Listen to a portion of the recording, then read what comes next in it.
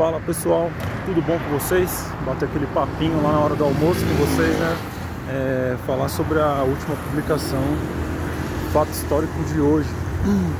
Ontem eu fui lembrado que teve um fato histórico que eu não falei, né? Eu acabei falando da Batalha de Galípoli, mas que acabou sendo, ao ser lembrado, né, por uma seguidora aí, que me passou uma mensagem avisando que ontem foi o dia do fico, né? Quem não se recorda aí, é o dia em que o imperador não, o Dom Pedro I, ele diz aquela famosa frase lá: diga ao povo que fico, né? Infelizmente, não deu nem pra recordar disso aí, porque no dia 8 a gente sabe o que aconteceu, né? Então acaba trazendo até uma peculiaridade mais triste aí pelo ocorrido, né? Se a gente for levar para esse lado, né? Tem gente que gosta muito da história porque a história tem essa questão, né, de trazer à tona os fatos ocorridos para a gente poder relembrar e em certos pontos, né, também festejar ou comemorar, né? Mas enfim, vamos lá falar sobre a publicação de hoje, pessoal. A publicação de hoje falou sobre a Primeira Guerra Mundial. Oficialmente, agora, data de 10 de janeiro, foi finalizada, né? Foi ali o Tratado de Versalhes, que foi o tratado que foi feito entre as potências ali que estavam em guerra na Europa, de fato entrou em vigor, né? Esse tratado ele é muito importante para o entendimento da Segunda Guerra Mundial, tá? Para quem gosta desse tema aí, eu já fiz uma pesquisa nos stories. Teve muita gente que falou que curte bastante a história do século XX. Eu coloquei lá entre parênteses guerras, conflitos, geopolítica, e o pessoal aprovou mais, né? Se eu não me engano foi 40% lá de 3 opções que eu tinha colocado. Mas não significa que eu não vou deixar de falar dos demais assuntos, tá, pessoal? Mas então, vamos aproveitar e falar sobre o século XX, um século que realmente tem muita coisa para se falar, muita coisa para se aprender, tá? Inclusive ele encaixa muito na questão das memórias, né? Que ontem eu fiz um vídeo aí, quem não viu, dá uma olhadinha. Também quem tá vendo aqui só pelo Instagram, dá uma olhada no perfil, aliás, no canal do YouTube, tá, pessoal? Eu tô colocando lá no YouTube também, se puder. Aí na minha bio tem os 2 links, um pra ser amigo meu lá no Facebook e outro pra poder se inscrever no canal do A Voz do Tempo lá no YouTube.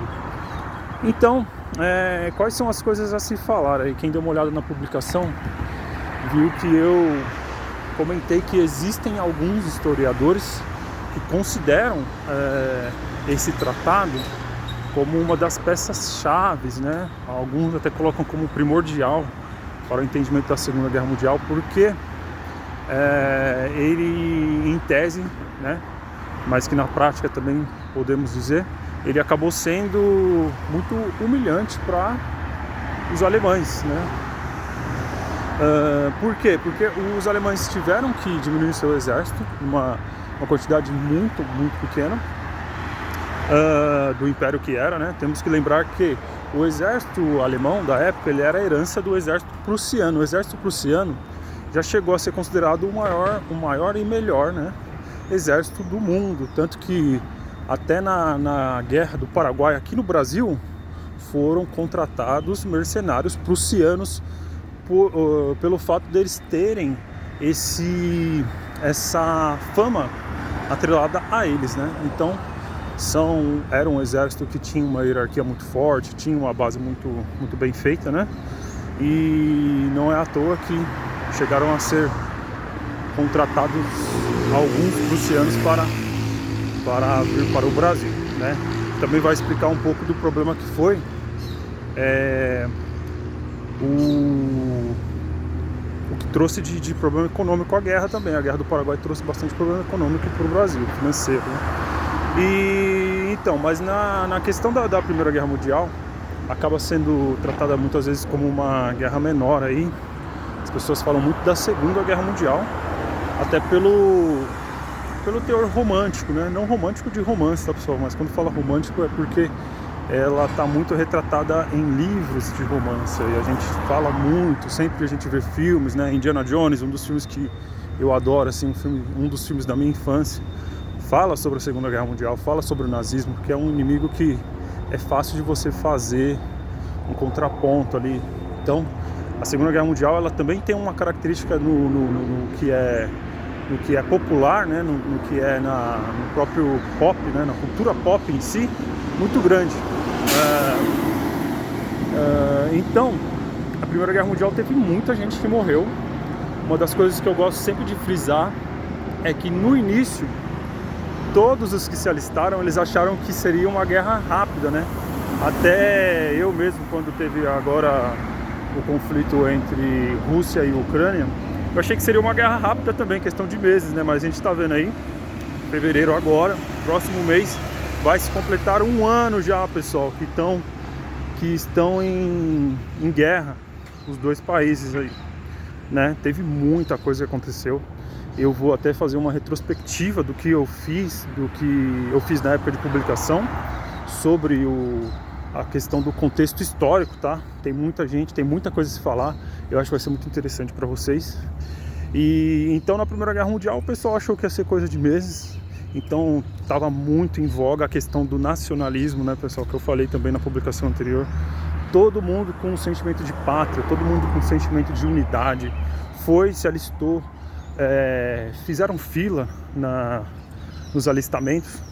Mas o que aconteceu foi que, quando foi para a prática, né, que a tese é sempre uma maravilha, se demonstrou momentos de tédio, momentos de que você via amigos seus morrendo, pouca comida, você definhando ali, ficando cada vez mais magro, ouvindo bombas, não conseguindo dormir, porque uma das coisas piores para um ser humano é ter privação de sono.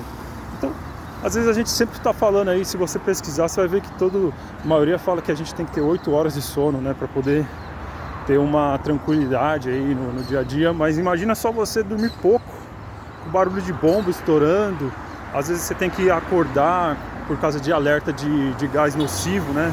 Porque uma das coisas que trouxe a Primeira Guerra Mundial, ela é muito marcada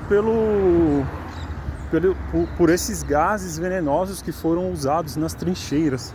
Então, ali, aquela guerra marcou muito porque ela foi o início de como eu gosto de equiparar, uma forma de industrialização da morte. Então, você estava matando pessoas às toneladas, muitas pessoas estavam morrendo. Você criou máquinas de guerras que tinham potencial de mutilação e de morte muito grande, tanto que eu coloco na postagem ali que teve um crescimento na questão da medicina. Eu lembro quando eu estava tendo aula com o professor André Oliva, tá?